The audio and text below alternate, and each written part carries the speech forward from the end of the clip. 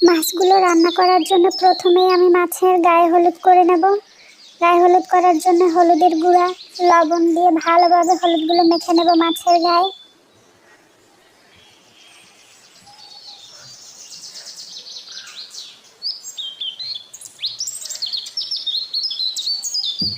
ভালোভাবে ধৈর্য সহকারে মেখে নিতে হবে যেন সব জায়গায় ভালোভাবে হলুদ লেগে যায়।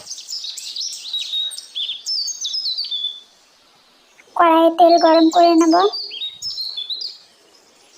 যাদের মাছ ভাজতে গেলে লেগে যায় তাদের জন্য টিপস, তেলটা একটু বেশি হিট করে নিলে আর মাছগুলো লেগে যাবে না। কড়াইয়ে এক এক করে মাছের পিসগুলো দিয়ে দেব। এক পাশ হয়ে গেলে অন্য পাশ উল্টে ভেজে নিচ্ছি।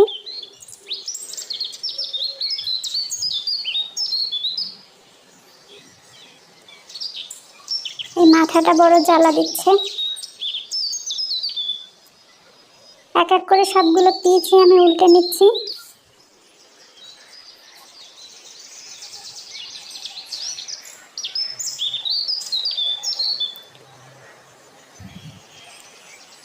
আমার মাছ ভাজা কমপ্লিট, এবার তুলে নেব।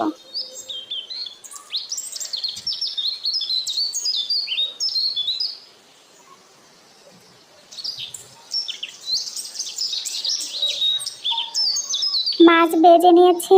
যাই হোক, আপনাদেরকে বলতে ভুলে গেছি, এগুলো সরপুঁটি মাছ। ওই তেলে দিয়ে দেব পেঁয়াজ কুচি, স্বাদ মতো লবণ এবং কাঁচামরিচ দিয়ে হালকা একটু ভেজে নেব। ভাজা হয়ে গেছে, এবার দিয়ে দেব জিরা এবং রসুন বাটা দিয়ে আরও একটু ভেজে নেব যেন জিরার এবং রসুনের কাঁচা গন্ধটা চলে যায়।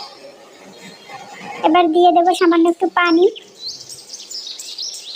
গুঁড়ো মশলাগুলো দেওয়ার জন্যে, যেন গুঁড়ো মশলাগুলো গরম তেলে পুড়ে কালো হয়ে না যায়। দিয়ে দেব হলুদ গুঁড়া, মরিচের গুঁড়া দেব।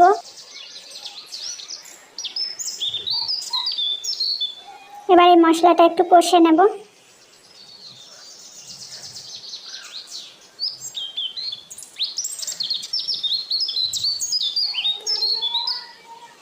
মশলাটা ভালোভাবে কষে নিয়েছি।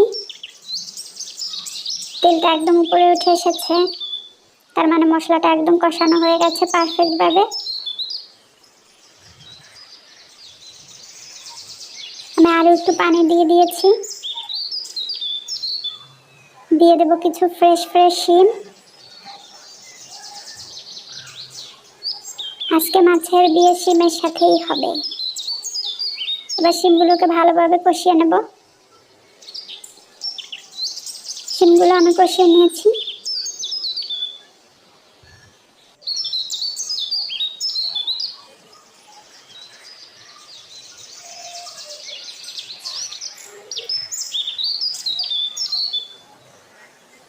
শিমগুলো যেন সেদ্ধ হয়ে যায় সেই পরিমাণ পানি আমি দিয়ে দেব।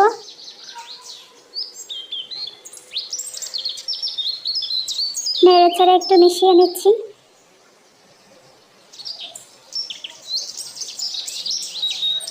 পানিটা যখন ফুটে উঠেছে, শিমগুলো যখন 80% সেদ্ধ হয়ে গেছে, তখন দিয়ে দেব ভেজে রাখা মাছ।